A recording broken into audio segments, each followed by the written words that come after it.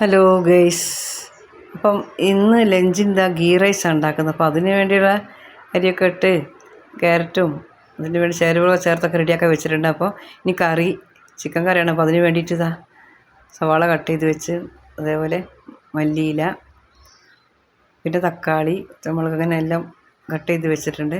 അപ്പോൾ ആദ്യം കുക്കർ അടുപ്പത്ത് വെച്ച് ഉള്ളി ഇട്ട് കൊടുത്ത് പൂട്ട നന്നായിട്ട് വാട്ടിക്കൊണ്ട്, അപ്പോൾ പിന്നെന്താ പെട്ടെന്ന് റെഡിയാവും. ഉപ്പിട്ടാൽ പെട്ടെന്ന് തന്നെ എന്താണ് ഉള്ളി വാടി കിട്ടും. പിന്നെ ശേഷം ബാക്കിയുള്ള ചേരുവകളൊക്കെ ചേർത്ത് നന്നായിട്ടത് ഇളക്കി കൊടുത്തിട്ടുണ്ട്. തക്കാളി, പച്ചമുളക്, ഉലുവ എല്ലാം ഇട്ട് എല്ലാം റെഡിയാക്കി കൊടുത്ത്, പിന്നെ അതിലേക്ക്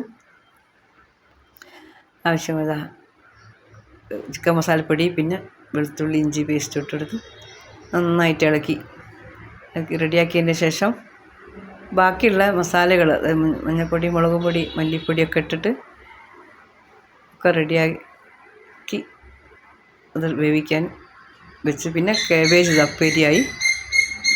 ഇതിനപ്പുറത്തേക്ക് ചോറ് സെറ്റായിട്ടുണ്ട്. മല്ലി വേഗം ഇട്ടെടുത്തിട്ടുണ്ട്. മേലെ ടേസ്റ്റ് ഉണ്ടാവും. അപ്പം ഒക്കെ റെഡിയായി, ചോറ് റെഡിയായി, കറി അവിടെ റെഡി ആവുന്നുണ്ട് കുക്കറിൽ.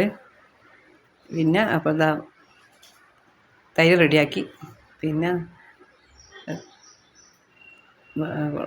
ടേബിളിൻ്റെ മേലെ കൊണ്ട് വെച്ചിട്ടുള്ളത് ചോറ്, കറിയും തൈരും അച്ചാറ്, അതുപോലെ പപ്പടം, കേബേജ് ഉപ്പേരി, പപ്പടം എല്ലാം റെഡിയാക്കി.